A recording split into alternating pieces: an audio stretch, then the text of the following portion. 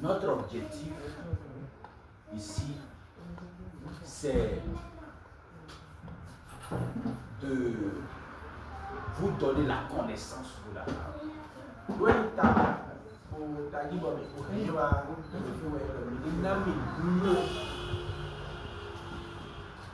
Parce que la plus importante des choses en tant que chrétien après le salut,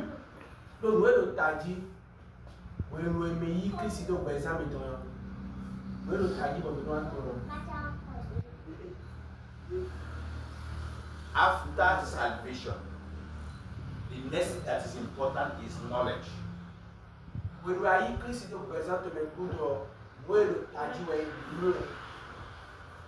Many people, when they got saved, it's finished.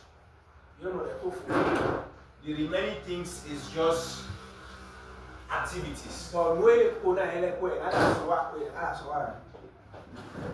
Is one program and the other. But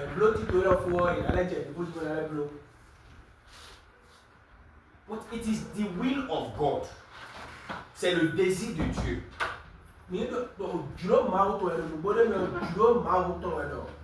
que tout le monde soit sauvé et parvienne à la connaissance. 1 Timothée chapitre 2 verset 4. 1 Timothée chapitre 2 verset 4. Quelqu'un peut lire pour lui. 1 Timothée chapitre 2 verset 4. Si quelqu'un peut nous lire, si vous trouvez ça. 1 Timothée chapitre 2 verset 4. Il veut que tous les hommes soient sauvés et parviennent à la connaissance de la vérité. Et au bado, mais les poniments regardent au voir nous. Quel est le désir de Dieu? Et tu as un kilo mauton. Que les hommes soient sauvés. Hein? Que les hommes soient sauvés et qui parviennent à la connaissance de la vérité. Donc vous voyez deux choses. Okay. Dieu veut que les hommes soient sauvés. Non seulement ça. Il veut que les gens parviennent également à la connaissance de la vérité. Donc Dieu veut que vous soyez sauvés. Et il veut que vous parveniez à la connaissance de la vérité. Donc, la vérité là, c'est le salut. Donc cela veut dire que Dieu veut que tu sois sauvé. Et il veut que tu parviennes à la connaissance du salut qu'il t'a donné. Pourquoi c'est comme ça? Parce que si tu ne connais pas la valeur de ce portable, tu ne vas pas valoriser le portable. Vous comprenez ce que je veux dire? Ce portable là, je peux acheter ça 1 million. Et je viens. Je dis madame, je te donne ça. Donc, parce qu'elle ne connaît pas le prix. Chaque fois quand le bébé va pleurer, elle va partager. Je prends ça et joue avec ça. Et un jour, le petit va prendre le portable. Il va utiliser pour taper comme moi.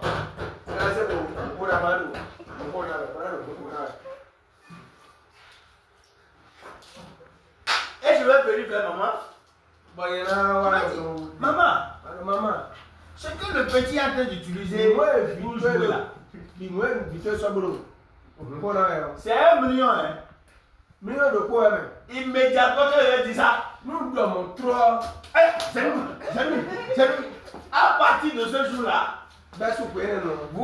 ma grand-maman, bon, elle est morte. Quand elle veut garder son argent là, elle met ça dans. Comment on appelle ça? Ça côté. Ouais, elle met ça dedans. Après ça, elle met ça dans un sachet. Après sachet, elle met ça dedans. Donc, tu ne peux pas trouver ça. Si tu veux prendre l'argent là, tu vas la prendre. Tu vas la prendre. Pourquoi? Parce que l'argent, elle valorise son argent. Quand les enfants viennent, on lui donne. Donc, elle garde parce qu'elle ne sait pas quand est-ce que l'enfant va encore revenir. Pourquoi? Elle valorise ça. Elle ne veut pas qu'elle cache. La même chose. Dieu veut que vous soyez sauvés. Mais il ne veut pas que vous soyez sauvés simplement. Il veut que vous parveniez à la connaissance de ce salut. Pourquoi? Parce que si vous ne connaissez pas ce qu'est salut, vous n'allez pas apprécier le salut. Et si vous n'appréciez pas le salut, vous ne pouvez pas partager la parole du salut avec les autres. Donc c'est pour cela que la Bible a dit le désir de Dieu, premièrement, c'est que vous soyez sauvés. Dieu, c'est bon, vous êtes sauvés. Là où il y a du travail, c'est la connaissance du salut là. Pourquoi c'est difficile? Le salut, on prêche et Seigneur et vous nous suivez de ça. Parvenir à la connaissance du salut là. Là où il y a le travail. La première chose, c'est un don. Salut, c'est un don. Donc c'est facile, tu reçois. Boum. Mais la connaissance du salut, ce n'est pas un don. Le salut, c'est un don. Mais la connaissance du salut, c'est pas un don. C'est pour cela que vous voyez le problème que nous avons un peu partout dans les églises aujourd'hui. C'est évident. Le salut, c'est gratuit. Mais la connaissance du salut n'est pas gratuite.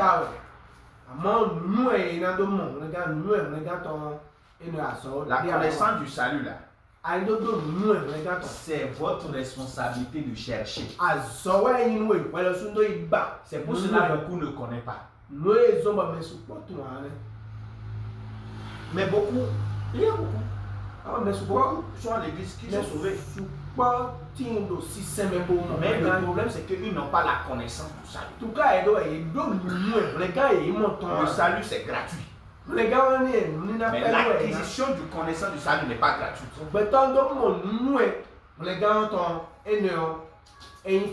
Un effort, vous d'avouez. Ok, je donne un exemple. Vendredi, maman était là. Samedi, elle est là. Et ce matin, elle est encore là. Donc dites-moi, les connaissances qu'elle a eues depuis vendredi là, qu'elle a train d'avoir aujourd'hui là, est-ce que cela serait possible si elle n'était pas venue? Donc cela veut dire que elle a fait un effort. Mais elle est déjà sauvée. Oui, elle est déjà sauvée. Maintenant, mais la connaissance de son salut là, elle est venue vendredi, elle a écouté. Samedi, elle a écouté. Ce matin, elle a écouté. Ça là, personne ne peut pas faire ça pour elle. Même Jésus là ne peut pas faire ça pour elle. Ce que Jésus peut faire là, Il a déjà fait ça. Jésus lui a déjà donné le salut. Mais le fait d'avoir connaissance du salut là, Jésus ne va pas faire ça. C'est elle qui va faire. Vous comprenez ce que je dis? La connaissance du salut n'est pas gratuite. Mais le salut est gratuit. Donc quand vous recevez le salut, c'est votre responsabilité d'aller vers la connaissance. Gloire à Dieu. Alléluia. Simon Pierre, serviteur et apôtre de Jésus-Christ, à ceux qui ont reçu un partage une foi du même vie que la nôtre, par la justice de notre Dieu et du Sauveur Jésus-Christ. Continuez. Que la grâce et la paix vous soient multipliées par la connaissance de Dieu et de Jésus notre Seigneur. Encore, relisez ce verset. Que la grâce et la paix vous soient multipliées par la connaissance de Dieu et de Jésus notre Seigneur. Que la paix et la grâce soient multipliées. Comment? Par la connaissance de Dieu et de Jésus. Par la connaissance de Dieu, c'est-à-dire de Jésus. Donc, c'est de plus vous grandissez dans la connaissance de Jésus. C'est-à-dire, grandissez dans la connaissance de ce que Jésus a fait. La Bible a dit que vous allez, la grâce et la paix sera multipliée. Qu'est-ce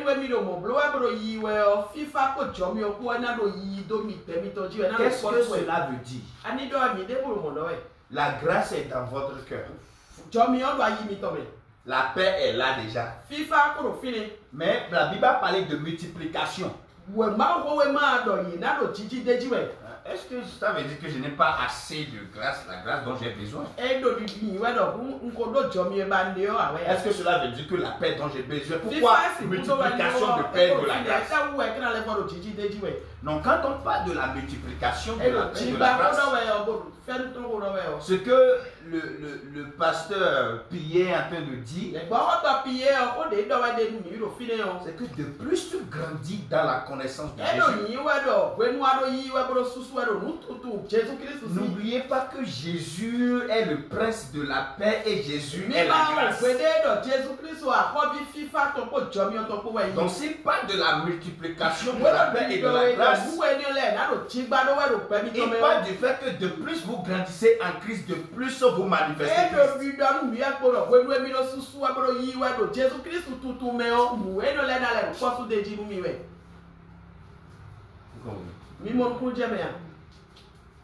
Je peux voir un chrétien, je sais combien de Christ il est en train de manifester. À travers sa manifestation de Christ, je peux savoir combien de Christ il connaît.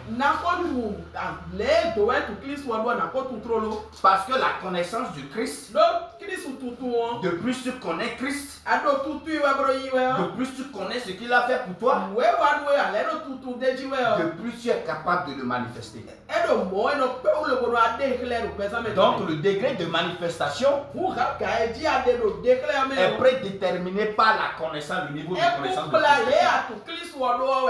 Non, c'est pour cela qu'il a dit grandissez.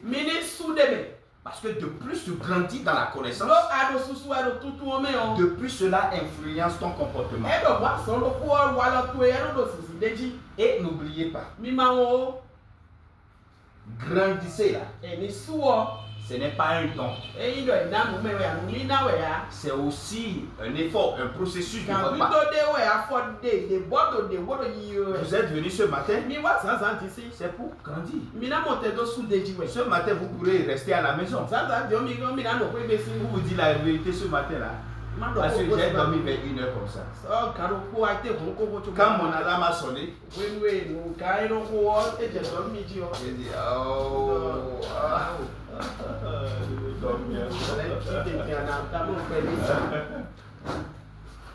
Oh, je ne voulais pas me lever. Mais je vais vous dire une chose.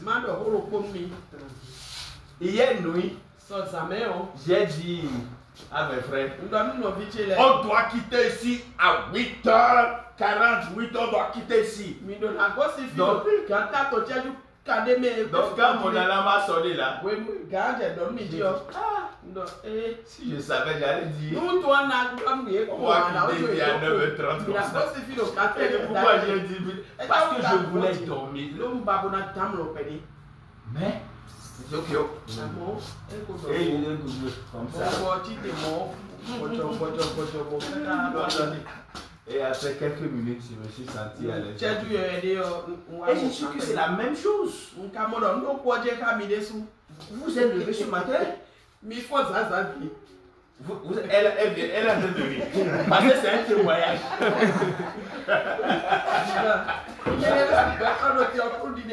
Parce que le corps est fatigué. Est-ce que ouais? Mais malgré tout, bon.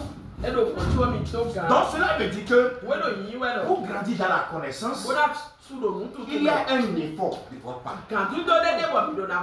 Ce n'est pas facile de venir étudier. Mais vous devez faire l'effort pour venir écouter, pour venir apprendre. Donc n'oubliez pas ce matin. Avoir le salut, c'est gratuit. Et quand vous croyez en Jésus, tu as ça. Personne ne peut pas t'enlever ça. Mais Dieu veut que tu grandisses. Dieu veut que tu comprennes ce que tu as eu. Je vais vous poser une question.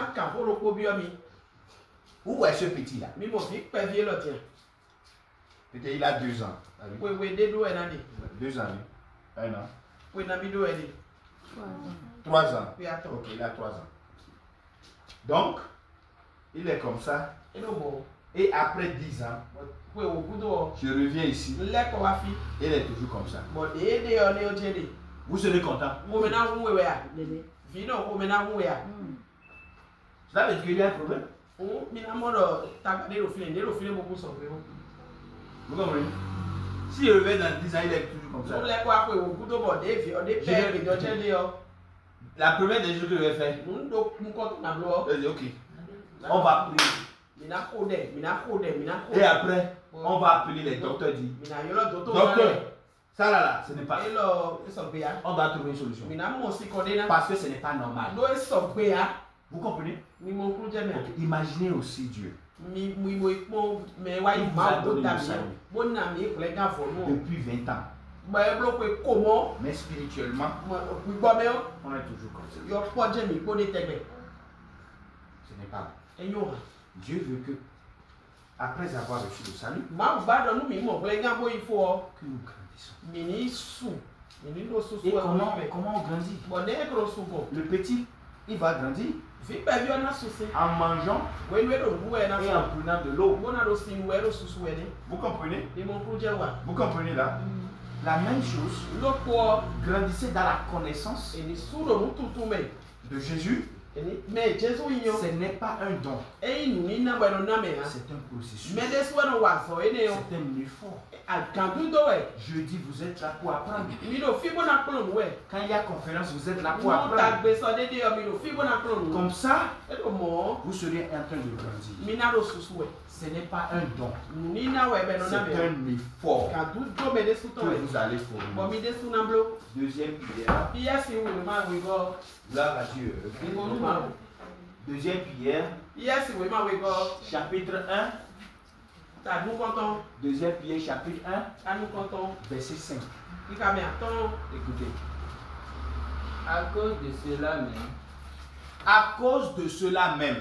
Faites tous vos efforts pour joindre à votre foi la vertu, à la vertu, la science.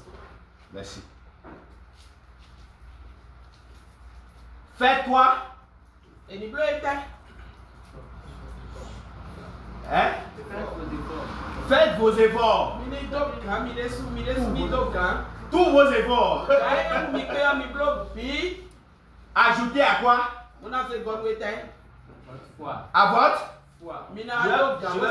Je vais vous montrer quelque chose.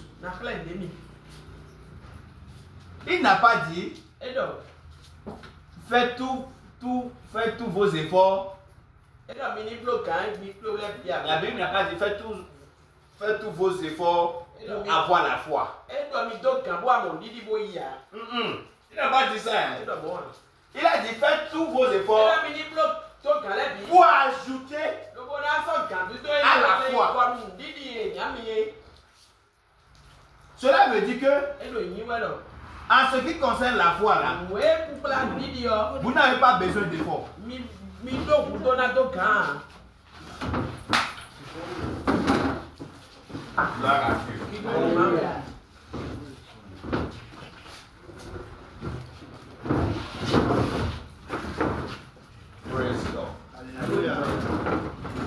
Faites tous vos efforts pour ajouter à votre foi la vertu. Et de la vertu, la science. Et je suis en train d'expliquer quelque chose de très important. J'ai dit, la Bible ne nous demande pas de faire tous vos efforts pour avoir la foi. Il a dit faire tous vos efforts pour ajouter à la foi. Cela veut dire quoi? La foi ne vient pas par vos efforts. Romains chapitre 10, verset 17. Romains 10, verset 17. Ainsi, la foi vient de ce qu'on entend, et ce qu'on entend vient de la parole du Christ. Ok.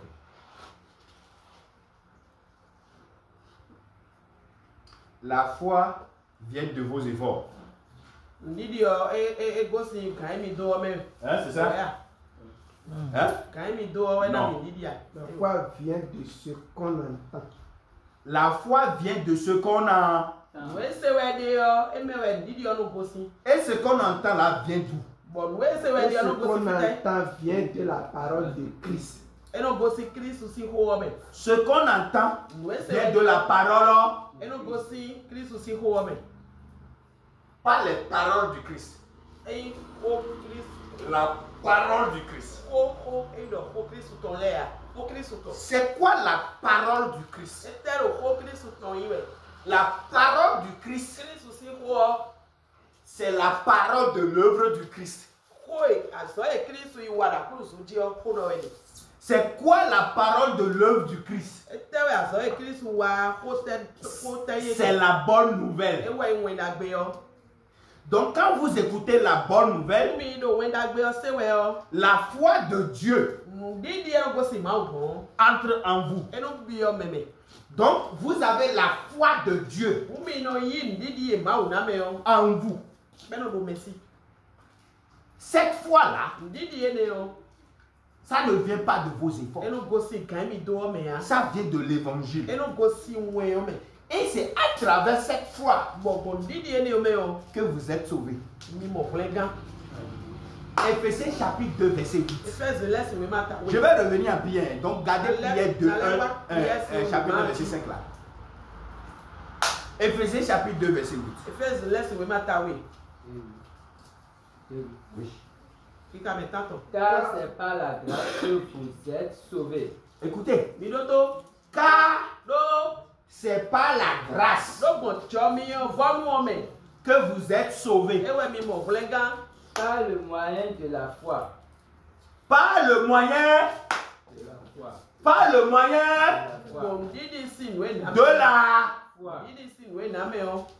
Et cela ne vient pas de vous. Je viens. Donc la Bible a dit que c'est par la grâce que nous sommes sauvés. au moyen de la foi. Donc, cela veut dire quoi? Le véhicule qui transporte le salut, c'est la foi.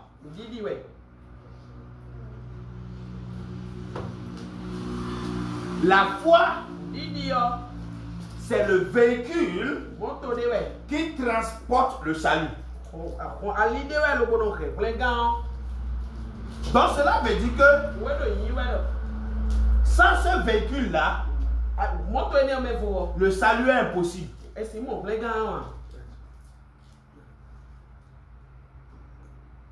Vous êtes là, sur ma. C'est pas la grâce que vous êtes sauvés. Mais au moyen, il y a quelque chose entre le salut et la grâce. Il y a un véhicule et c'est la foi. Donc c'est pour cela Paul a dit que la foi vienne.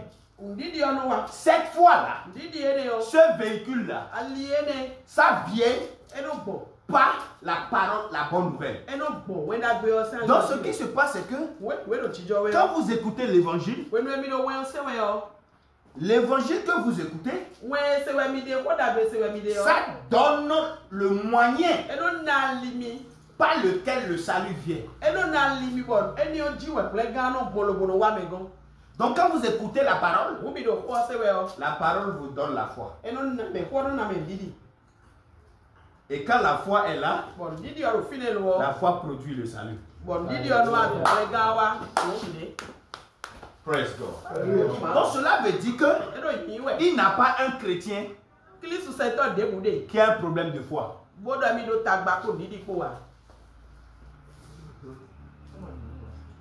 Je vais encore. Il n'y a pas un chrétien qui n'a pas la foi. Parce que si tu dis que tu n'as pas la foi, cela veut dire que tu dis que tu n'es pas sauvé. Parce que c'est au moyen de cette foi que tu es sauvé. Donc si tu n'as pas la foi, alors comment est-il possible que tu es sauvé?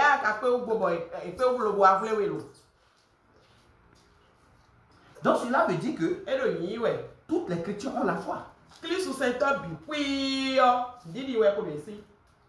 Donc vous n'avez aucun d'entre vous a le problème de la foi. Vous avez la foi, mais beaucoup n'ont pas la connaissance du fait qu'ils ont la foi.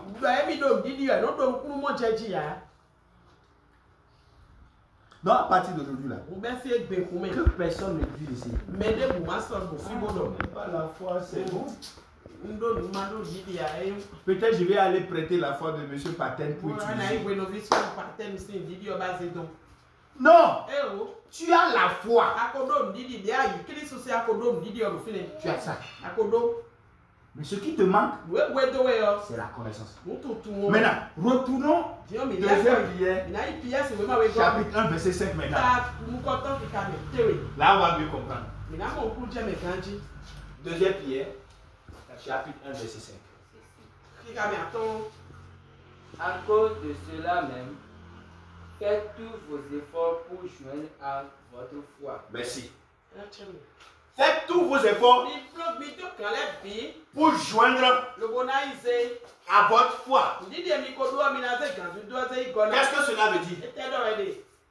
Que vous avez déjà la foi. Donc, il n'y a pas un chrétien qui n'a pas la foi. Vous comprenez ce que je dis? Faites tous vos efforts pour ajouter. Donc cela veut dire que c'est possible que tu as la foi, mais ta vie ne manifeste rien.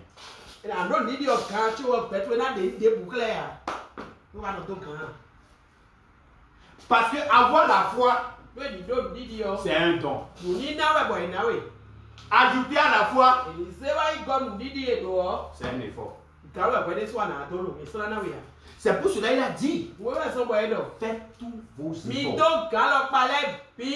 Cela veut dire que vous faites tous vos efforts là. Ce n'est pas amusant. Ce n'est pas facile. Est-ce que c'est facile pour vous de quitter votre boulot? Avant que mon chef me donne la permission là. Hein? C'est pas facile. J'ai fait tous les efforts. Malgré qu'il dit, Madame Chao, tu demandes trop permission, j'ai dit c'est pour Christ. Je me suis humilié, j'ai éclaté la tête pour avoir ce que je veux. J'ai eu la permission de venir ici. Hein? Tous vos efforts. Papa Samuel, vous allez témoigner. Hier, on a quitté ici, j'étais encore en ligne avec les sœurs en Christ pour la nuit, la veillée, pour le but de matin. Malgré que je ne suis pas à Calabi.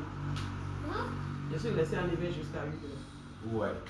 Même chose, c'est pour cela qu'on ne voulait pas se réveiller des soirs. Mais vous avez fait tout vos efforts. J'ai fait mes efforts. Alléluia. Ah, gloire à Dieu. Alléluia. Donc, il y a un effort qu'on doit faire. La grâce est gratuite. Mais il faut nos efforts pour manifester la grâce est l'effort de Jésus. La manifestation de grâce est votre effort. C'est pour ça que la Bible dit, faites tous vos efforts et ajoutez à la foi. Quoi? À la foi, vertu. À la foi, vertu. C'est quoi? Attendez. C'est quoi la vertu? La vertu là. Comment on peut définir la vertu? Les bonnes valeurs. Les bonnes valeurs. Les bonnes valeurs. Les bonnes valeurs. Cela veut dire que le fait que tu es chrétien ne te fait automatiquement pas. Donc, vous pouvez voir un chrétien qui se comporte comme le diable.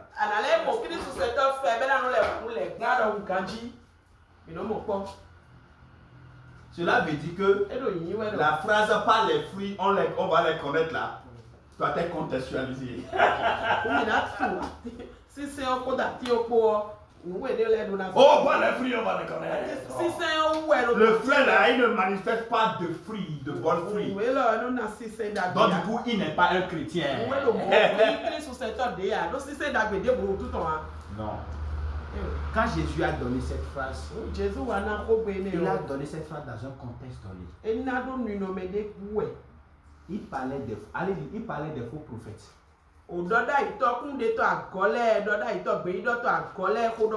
parlait de ceux qui prêchent autre évangile. Et il a dit pas les fruits.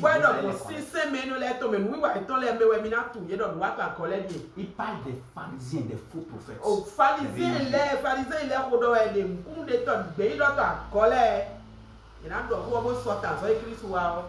Donc Jésus a dit à ses disciples, pas le fruit.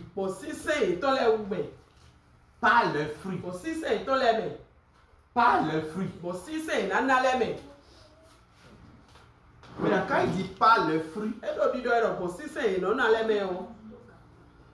de quoi il s'agit? Est-ce qu'il s'agit de simple comportement? Non. Jésus ne parlait pas de leur comportement. Vous comprenez ce que je veux dire? Jésus parlait de leur doctrine. Parce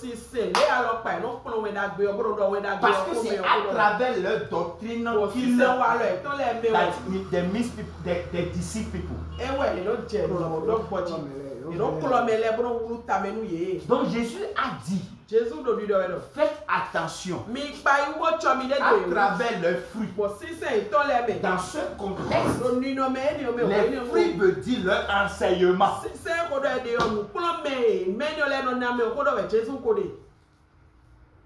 Parce que si ce n'est pas leur comportement,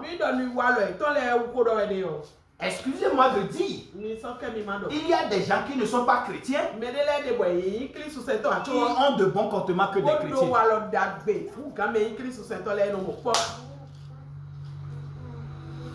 Donc, on ne peut pas reconnaître juste par comportement.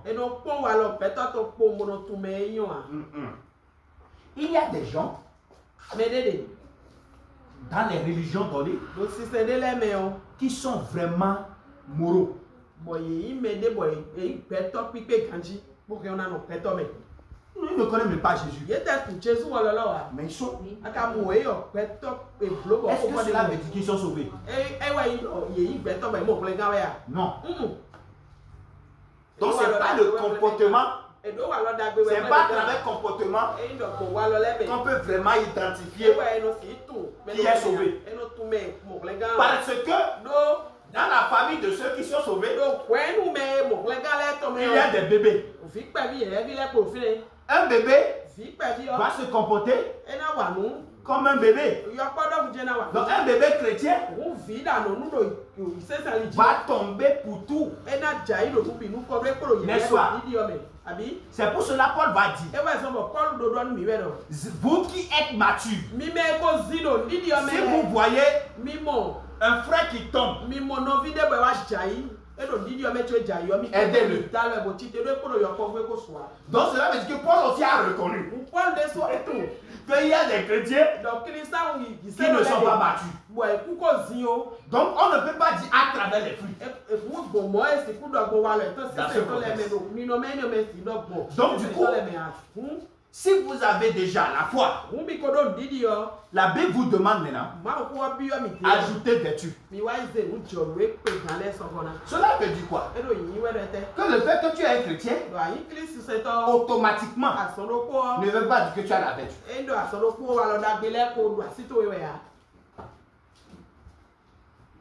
Vous comprenez?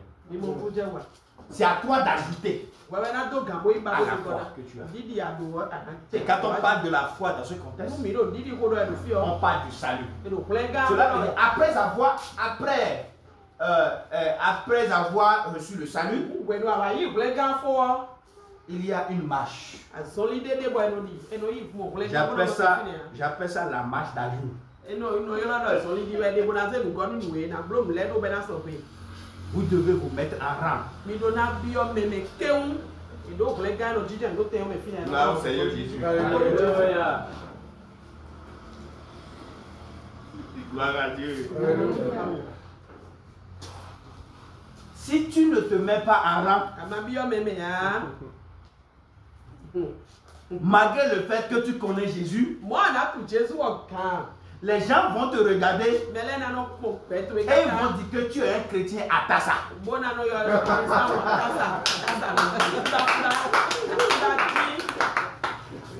Je suis un bon étudiant. Nous ne voulons pas un chrétien à Tassa.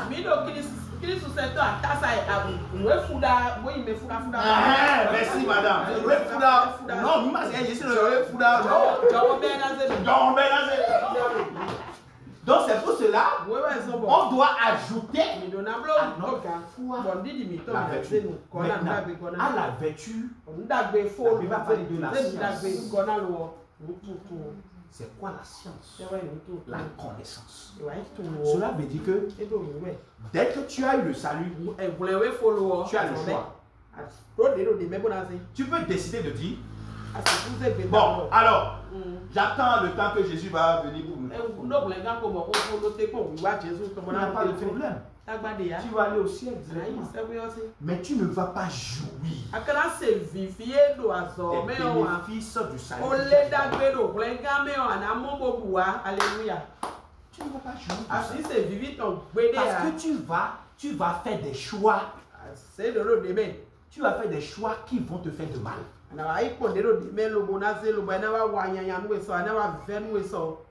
Tu vas, quand tu n'as pas la vertu, tu vas te comporter de n'importe comment.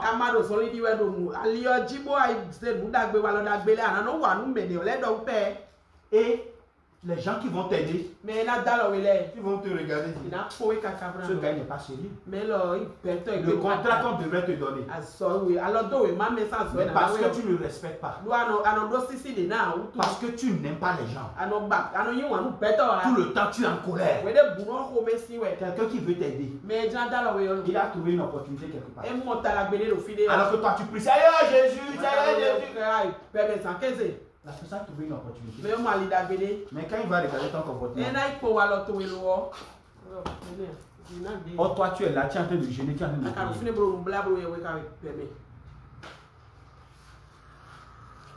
Il y a des choses que jeûner et prier ne peut pas faire. Que la vertu peut faire.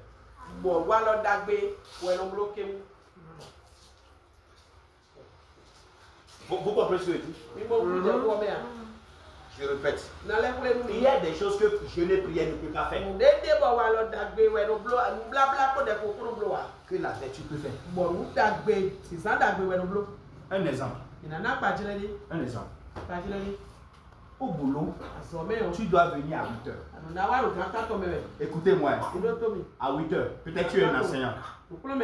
Les élèves sont là à 8 heures. Et toi, tu es toujours un professeur vraiment, toi là, c'est toi seul. Et chaque fois tu viens à 9 heures. Chaque fois à 9 heures. Oh, le gouvernement te paye à partir de 8 heures. Oh, avant de quitter la maison à 9 heures, à 8 heures comme ça, avant de quitter la maison, tu as prié en langue.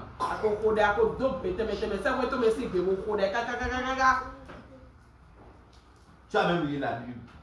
Peut-être c'est en lisant la Bible que tu es venu en retard. Tu fais ça première fois, deuxième fois, troisième fois, ça devient habituel. Le censeur te regarde, le directeur te regarde. Il ne dit rien. Mais chaque fois tu viens à 9 heures. Et tu as toujours d'excuses. Le jour va venir, le directeur va te dire, monsieur Atilekou, je vous observe depuis quelques temps. Chaque fois vous venez en retard. Pas l'autorité qui m'est confiée. Je vous enlève de cette école. Maintenant, dites-moi, si on vous enlève à cause de ça, et vous commencez par chercher peut-être école à côté qui va vous prendre. Et l'école voit dans votre CV qu'on vous a renvoyé à cause de ça. Est-ce que ça serait facile pour que vous trouviez? Ça serait difficile. Pourquoi? Vertu. Tu travailles quelque part et tu voles un peu. Tu es chrétien. Et Dieu, Jésus t'aime. Tu es pardonné. Et tu pries. Seigneur, promotion.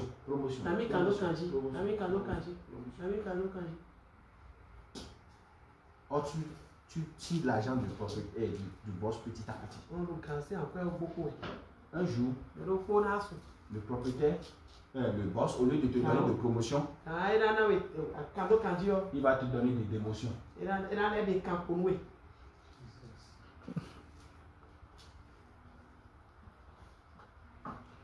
Donc, à travers notre caractère, c'est très important de noter, garder ça en tête. À travers notre caractère, nous pouvons agir contre notre prière.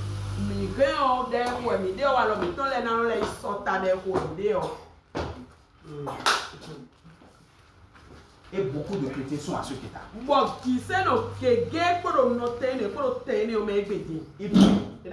Mais ils font des choses contre cette prière-là.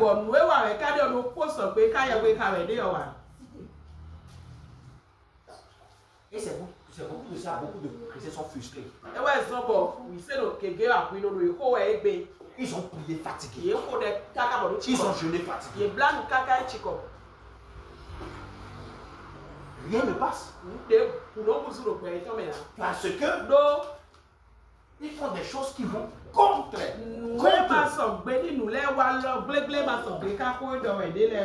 Alors je vais vous donner un secret. En priant, en déclarant, il y a des actions que vous devez mener.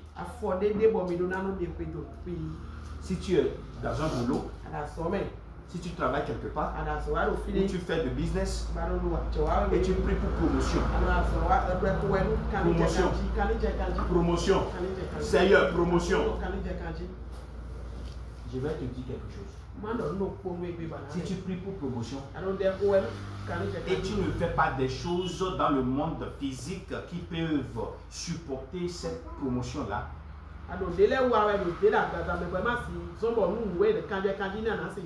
au lieu de promotion, ça serait démotion. Et donc, en priant pour promotion, il faut mener des pas. Il faut mener des pas. Il faut mener des pas. À un temps donné, la promotion va manifester. Si tu fais de business, tu pries que Seigneur, je veux que mon business prospère.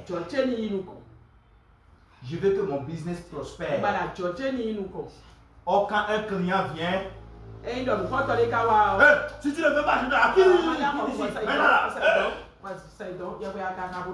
Seigneur, je prie, client, que mon business prospère. Un client vient, si tu ne veux pas acheter la clé là, tu ne sais pas comment parler avec les clients. Comment est-ce que tu veux que Dieu exauce cette prière? Parce que ce n'est pas Akluno qui va venir acheter. C'est le même client que tu chasses là. Donc quand Dieu Akluno va dire à ses clients de venir là, les clients vont dire à toi Akluno là. Akluno. Non. Et Akluno ne va rien le faire. Donc cela veut dire que en priant pour ton business prospère, et tu pries pour les clients, tes actions, quand les clients viennent, ton manière de faire, ton comportement, même s'ils font des choses qui ne sont pas claires, avec patience, tu parles avec eux. Cela va faire que lorsque tu vas prier et que Dieu va envoyer ces clients-là, ça serait facile pour eux de dire oui.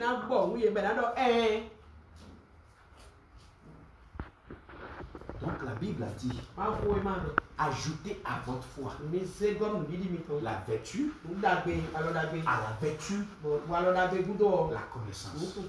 Donc c'est la connaissance de Jésus qui vous amène à connaître. Ah, je vois ce que Jésus m'a fait. Je ne peux pas me comporter comme ça. Je ne peux pas traiter les gens comme ça. Je ne peux pas insulter les gens comme ça. Je ne peux pas sous-estimer quelqu'un. Donc, après avoir eu le salut, il faut grandir dans la connaissance. Le salut, c'est un mot singulier avec des dimensions plurielles. C'est un mot qui a des mots. Tu as le salut, mais il y a beaucoup de choses. Et c'est ta connaissance du mot salut qui va t'amener à connaître non seulement les bénéfices du salut, mais aussi les responsabilités du salut. Donc c'est votre responsabilité d'ajouter à votre foi la vertu, la connaissance. Donc nous vous invitons à cette connaissance de Jésus-Christ. Jésus-Christ, il est bon. Jésus-Christ, il est notre Dieu. De plus vous le connaissez, de plus vous allez jouir de votre salut. Gloire au Seigneur Jésus-Christ. Dites gloire au Seigneur Jésus-Christ. Donc sur ce point, je vous donne la parole.